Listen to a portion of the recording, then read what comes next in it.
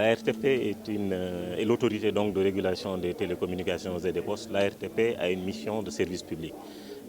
La RTP, dans le cadre de cette mission de service public, a le devoir d'information. C'est en cela aujourd'hui que nous avons organisé ce séminaire relatif à la vulgarisation de la gestion et de l'attribution des fréquences. Séminaire auquel nous avons convié l'ensemble des utilisateurs de ces fréquences-là. La fréquence qui est une ressource dite rare appartenant à l'État. Donc la fréquence qui est aujourd'hui le socle du développement numérique. Il est donc important dans ce cadre-là que l'ensemble des utilisateurs, l'ensemble des usagers sachent comment nous gérons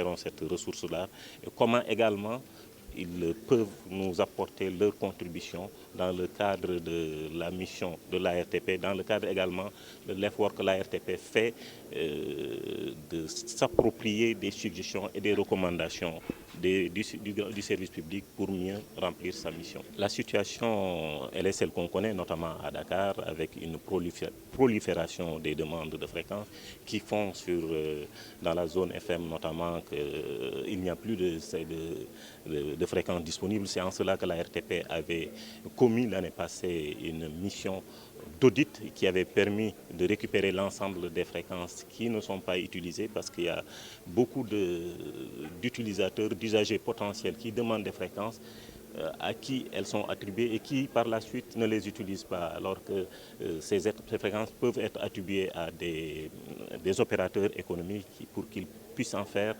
des outils de développement. Donc, comme je viens de vous le dire, la fréquence est une ressource rare, la fréquence manque, ici à Dakar notamment dans la bande FM.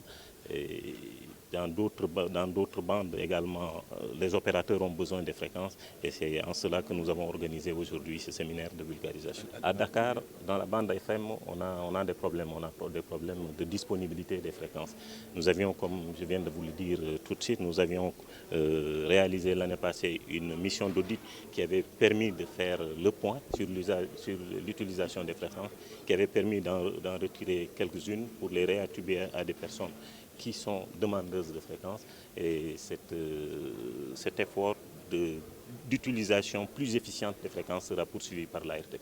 Il y a un cadre qui existe, ce cadre il est régi par les textes réglementaires autour des communications électroniques et ce cadre-là, c'est celui que suit la direction de la gestion des fréquences pour l'attribution des fréquences.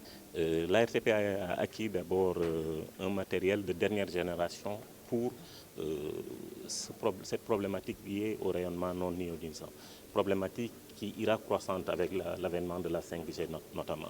La RTP vient de faire une campagne nationale de mesure des rayonnements ionisants, campagne qui avait été sollicitée par l'ensemble des pouvoirs publics auxquels nous étions partis à la rencontre dans le cadre de notre tournée nationale d'il y a un an et demi avant le Covid.